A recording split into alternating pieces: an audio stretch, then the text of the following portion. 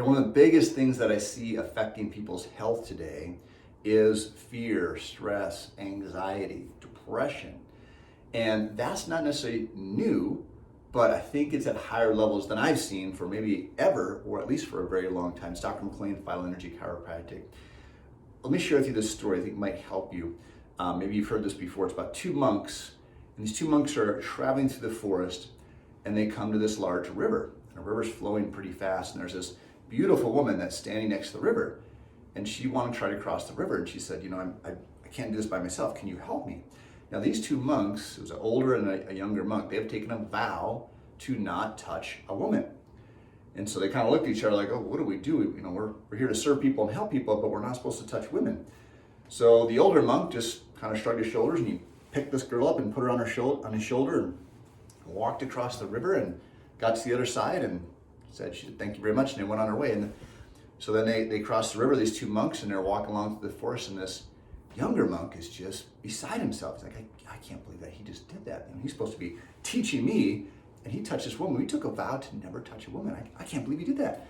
And so this goes on and the older monk had not said a word. They just keep walking through the forest, and half hour goes by, an hour, 2 hours, 3 hours, and finally the younger monk just explodes like, I can't believe you did that. I can't believe you touched that woman. We had taken a vow to not touch women. And he said, I put that woman down next to the river 3 hours ago.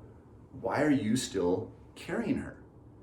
And I thought that's just a good analogy for what we have going on today. And what I mean by that is I want you to be really, really conscious about what you think about, number one, but also what you put into your brain. What kind of media and information are you consuming?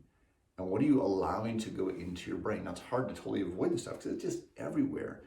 But if you watch the news, a lot of stuff on social media, especially right now, there's so much fear-mongering going on, and a lot of this stuff never comes to fruition, or it never directly affects you. Meaning that, yes, is it important that there's a war going on overseas? Yes, absolutely.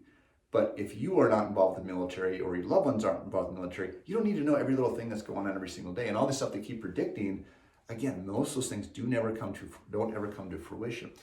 But this is important for your nervous system, because when we're constantly triggering that fear response and those stress hormones, it is a negative response on your health. We're not designed to be at these high levels of stress all the time. We have this stress response, and then we're supposed to go back down to these lower relaxed levels. So it's kind of like when you drive your car. If you just constantly slam on your gas as fast as you can, and you come to the next stop sign, you slam on the brakes, and then you slam on the gas. That's not going to be very good for your car, of course.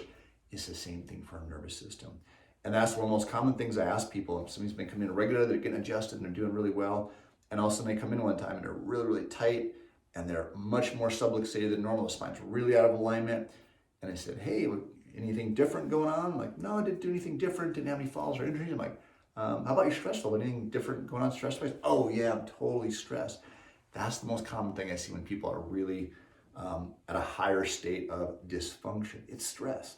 So have some coping mechanisms to deal with that stress, but then be very conscious of, again, what's going into your brain, because it has a big impact on your health. Not only short-term, but long-term. It affects your hormones. It affects your ability to be able to gain or lose weight.